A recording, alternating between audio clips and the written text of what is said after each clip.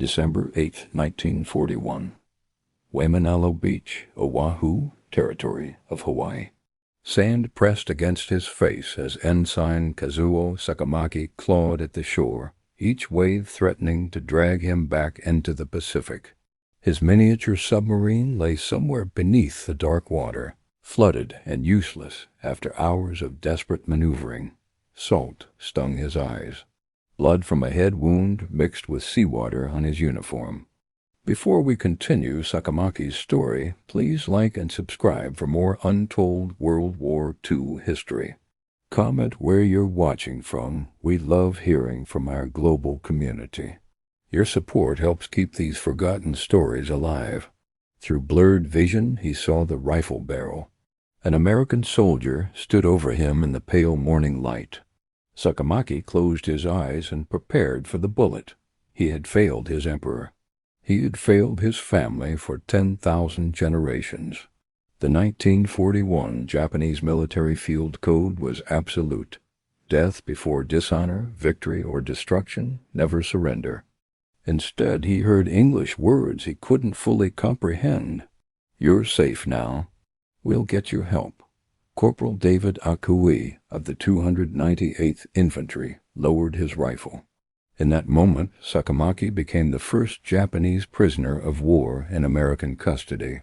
What neither man understood was that this capture would begin an extraordinary psychological experiment, one that would challenge everything Japanese warriors believed about their enemy. The Imperial Japanese military had programmed its soldiers with religious certainty. Surrender was impossible. A true warrior would die fighting or commit seppuku rather than allow capture alive. This wasn't propaganda. It was encoded into the soul of every serviceman from enlistment. At the Imperial Naval Academy where Sakamaki trained, instructors reminded cadets daily that their lives belonged to the Emperor. Personal survival meant nothing. Honor meant everything. Surrender wasn't just military failure, it was spiritual contamination that would curse ancestors and descendants alike. Japanese military training included graphic descriptions of American atrocities. Stories of prisoners skinned alive, used for medical experiments, eaten by cannibalistic Americans. These weren't fringe beliefs. They were official military doctrine, designed to ensure soldiers fought to the death. The irony was crushing. While Japanese soldiers prepared for American barbarism, their own military committed documented atrocities across the Pacific. The Bataan Death March had forced 60,000 Filipino and 15,000 American prisoners to march 65 miles in tropical heat. No food, no water. Thousands died. This occurred just months after Sakamaki's capture. Japanese treatment of Allied POWs would ultimately kill 27% of Western prisoners. German and Italian camps killed just 4%. Yet when Sakamaki woke in a clean hospital bed at Sand Island, Hawaii, he found American doctors treating his injuries, American nurses bringing food, American officers addressing him with military courtesy. The cognitive dissonance was unbearable. He begged his captors to allow suicide. They denied his request with incomprehensible patience. March 9, 1942. Sakamaki arrived at Camp McCoy, Wisconsin.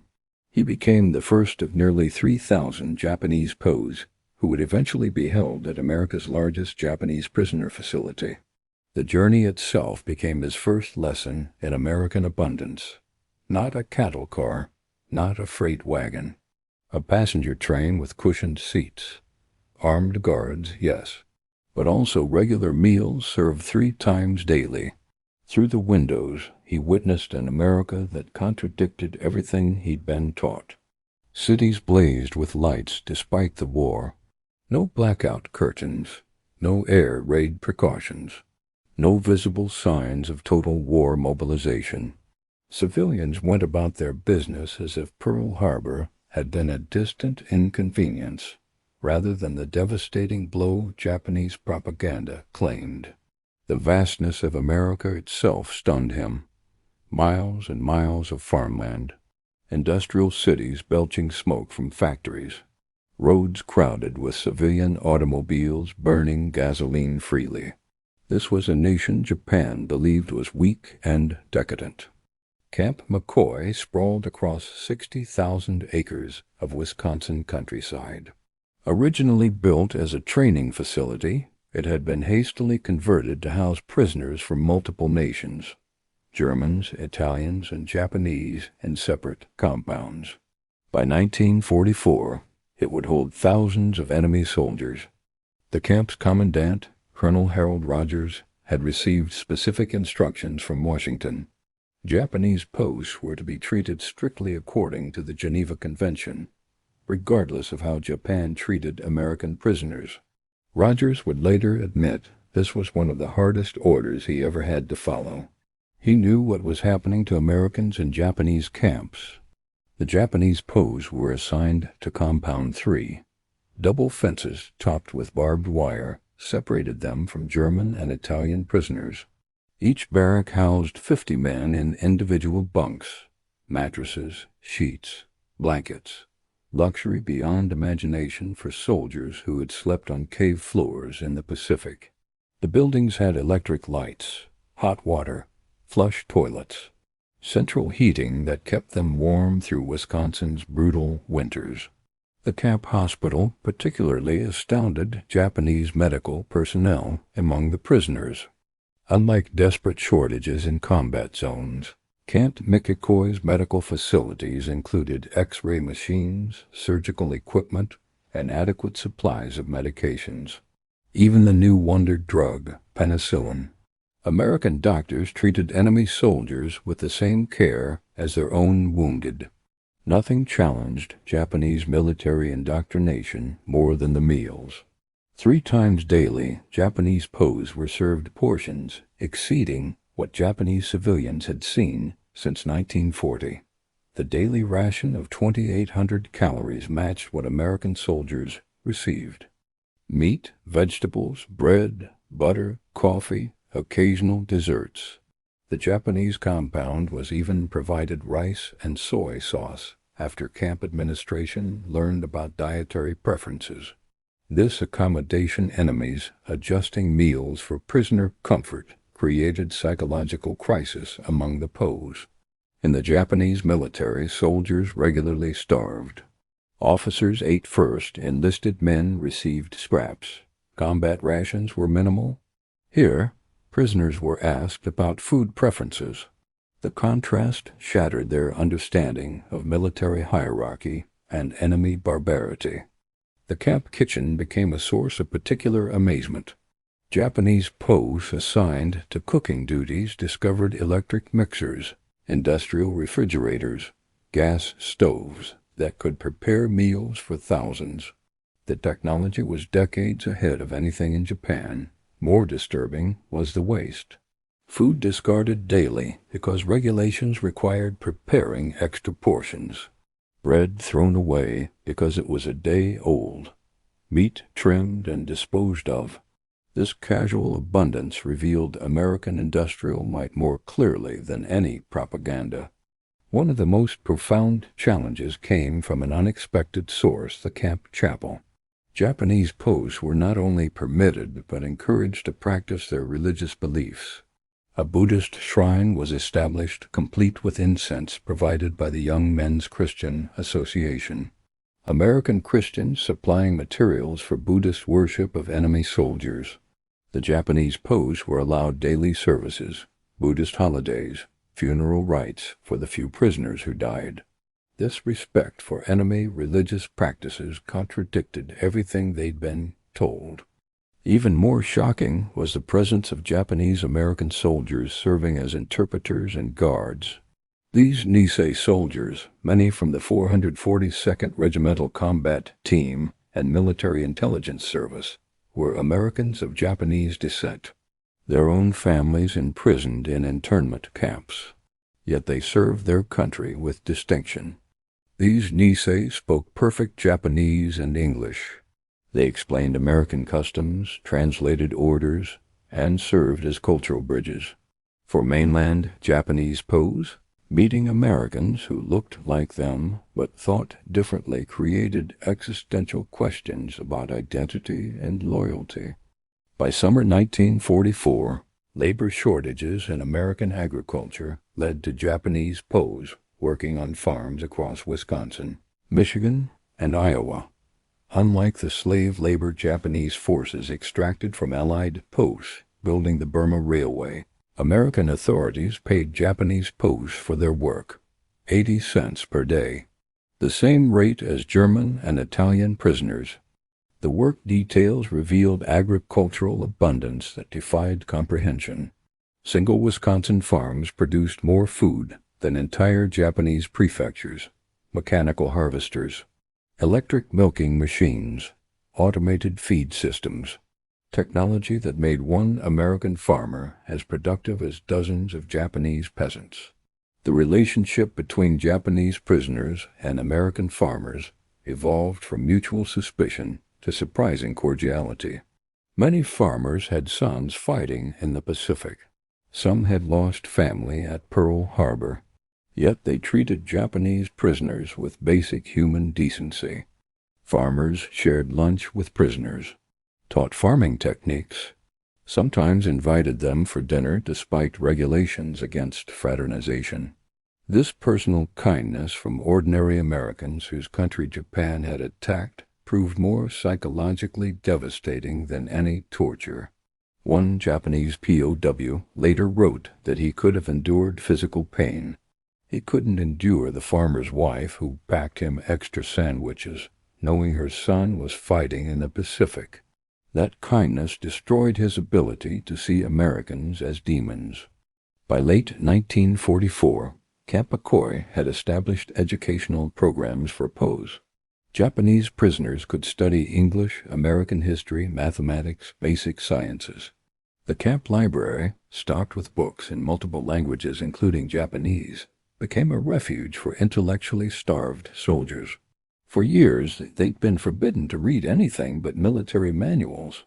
Now they had access to American newspapers, magazines, novels, technical journals. This intellectual freedom revealed a society built on information exchange rather than thought control. The camp offered vocational training programs. Some Japanese POWs took English classes that would prove invaluable in post-war Japan. Others learned construction skills, electrical work, modern agricultural techniques. The availability of education contradicted the image of Americans as culturally inferior barbarians. Christmas 1944 at Camp McCoy produced a psychological crisis that challenged core beliefs. American church groups, civic organizations, and individual families sent Christmas packages to the camp. This included gifts for Japanese POWs who followed Buddhism or Shintoism and didn't celebrate Christmas. Each Japanese prisoner received packages containing cigarettes, candy, toiletries, warm socks, hand-knitted scarves. The gifts came with cards, many clearly written by children. They expressed hope for peace and the prisoners' safe return to their families. The Christmas dinner defied comprehension. Turkey, ham, stuffing, mashed potatoes, gravy, cranberry sauce, pies, quantities of food that Japan hadn't seen since before the First World War. The Japanese POWs were invited to Christmas services in the chapel. Few attended. Those who did heard prayers for peace, for all soldiers' safe return home, including enemies. The presence of German POWs in adjacent compounds provided another perspective. Germans moved freely within their compounds, organized sports leagues, performed theatrical productions, published camp newspapers.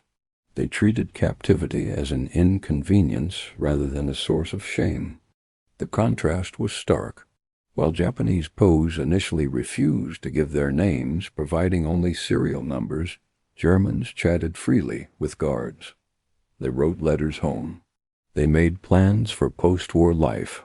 The Germans' casual acceptance of POW status without apparent shame gradually influenced Japanese prisoners. Perhaps no single factor challenged indoctrination more than mail. Japanese POWs were encouraged to write home through the International Red Cross. Most initially refused, believing their families thought them dead, the only honorable fate for a captured soldier. The camp administration's persistence in explaining mail rights gradually wore down resistance. When the first Japanese post began receiving replies from families in early 1945, the psychological impact rippled through the entire compound. Families expressed joy at their survival, not shame at their capture. Wives wrote of missing them. Children drew pictures. Parents begged them to come home safely. These letters from Japan contradicted military doctrine that families would reject captured soldiers. Soon dozens of Japanese POWs were writing home. American censors, who had to approve all letters, were remarkably lenient. Prisoners could describe camp conditions, their health, their daily activities. This transparency, enemies allowing honest communication about treatment, contradicted assumptions about American deception. In April 1945, as American forces invaded Okinawa, Japanese POWs at Camp McCoy learned of the battle through newspapers available in the library. The coverage was detailed, including American casualties and setbacks. This demonstrated press freedom incomprehensible in totalitarian Japan, where only victories were reported. More shocking were reports of American efforts to protect Okinawan civilians.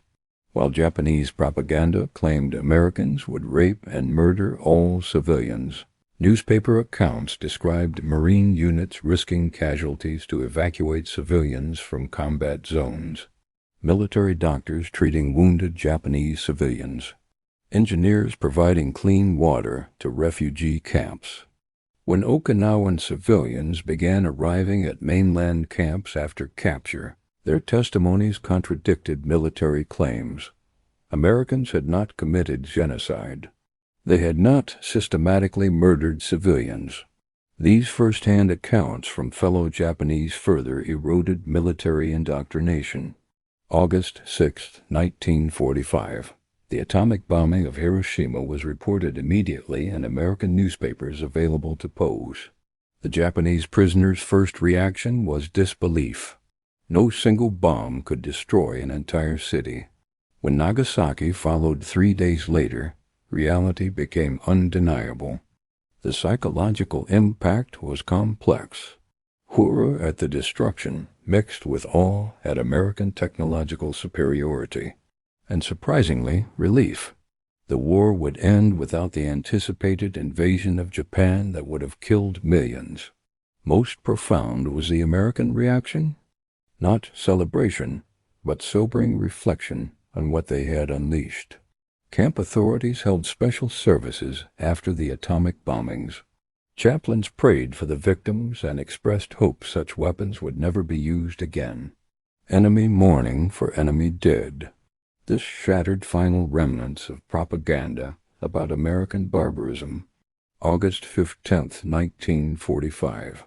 Emperor Hirohito's surrender broadcast reached Camp McCoy through translations in American newspapers. For Japanese POWs who had been captured believing the war would continue until every Japanese was dead, the surrender created existential crisis. The American reaction astounded them further. No gloating. No abuse of suddenly defenseless prisoners. No reduction in food or privileges. If anything, camp authorities seemed more concerned about prisoner welfare, instituting suicide watches and providing additional counseling. Colonel Rogers addressed the Japanese compounds personally with Nisei interpreters. The war is over. You will go home when transportation is arranged. Until then, you remain under our protection.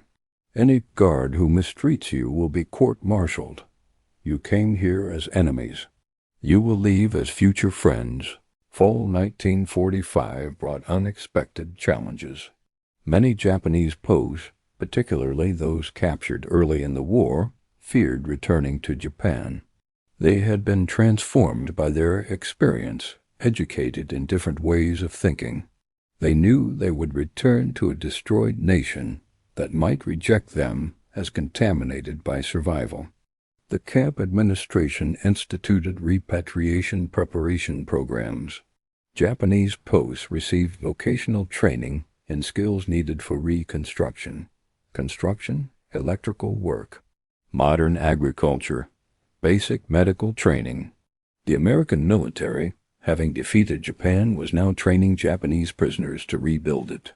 Japanese POWs were given surplus clothing, shoes, and basic supplies for their return journey. Each received money from the nation that had defeated them to help them start new lives. The generosity was incomprehensible under Japanese military logic. The journey home began in December 1945.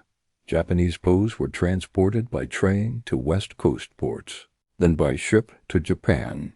The cross-country train journey became their farewell to American abundance. Cities rebuilding from war production to consumer goods, farms preparing for peaceful harvests, families reuniting with returning soldiers. At San Francisco, Japanese POWs boarded ships for Japan, alongside American occupation troops, heading to the same destination. The surreal nature of former enemies traveling together to rebuild Japan created unique shipboard dynamics. The Pacific crossing took 2 weeks. Japanese POWs spent the time preparing for return to a homeland they knew was destroyed. Many wrote letters to American friends, farmers they'd worked for, teachers who'd educated them, even guards who'd shown kindness. Arriving at Yokohama in January 1946, Japanese POWs encountered a homeland more devastated than their worst fears. Cities were ash. Populations were starving. American occupation forces controlled everything. The returning POWs, healthy and well-fed from American camps, stood out starkly against skeletal survivors. The reception was mixed. Some families welcomed survivors with joy, others with shame. Military authorities, even in defeat, often treated returned POWs as contamination. Several reported being told to commit suicide to cleanse their dishonor.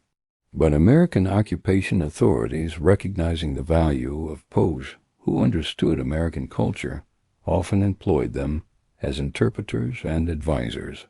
Many returned POWs found themselves serving as cultural bridges during occupation. Their English skills, understanding of American customs, and lack of militant hostility made them valuable. Kazuo Sakamaki, the first prisoner, exemplified this trajectory. After returning to Japan, he joined Toyota Motor Corporation. His English skills and American understanding helped build Japan's automotive export industry. By 1969, he had become president of Toyota's Brazilian subsidiary, a career impossible without his POW experience. Former POWs introduced American farming techniques that revolutionized Japanese agriculture. Others established businesses using American models, taught English and Western customs, advised government ministries on democratic reforms. They testified that Americans were not demons of wartime propaganda, but potential partners in peace. Japanese POWs' educational opportunities shaped Japan's post-war reforms. Prisoners who studied in camp libraries learned education's role in democracy and economic growth, while reading uncensored newspapers influenced Japan's later press freedom. The deepest impact, however, was moral. Soldiers taught that mercy was weakness discovered. American strength rooted partly in moral confidence, the ability to treat enemies humanely without threatening victory. Many former POWs later struggled to express how American kindness undermined their worldview more than cruelty ever could. This contrasted sharply with Japan's treatment of Eyed POWs. As details of Bataan, the Burma Railway, and widespread abuse emerged, Japanese prisoners who had experienced American decency felt national shame and personal transformation. Today, Descendants of POWs and camp personnel maintain ties formed 80 years ago. Statistics reveal the contrast. About 5,000 Japanese POWs were held in U.S. camps, receiving the same rations as American soldiers, paid labor wages, and experiencing extremely low mortality, unlike the 27% mortality rate in Japanese camps. Most prisoners made no escape attempts and maintained post-war contact. These men arrived expecting torture but received humanity, proving enemies need not remain enemies. Their transformation helped seed democratic values in Japan and contributed to a lasting UC-Japan partnership grounded in reconciliation, moral courage, and the power of kindness to reshape former enemies into allies.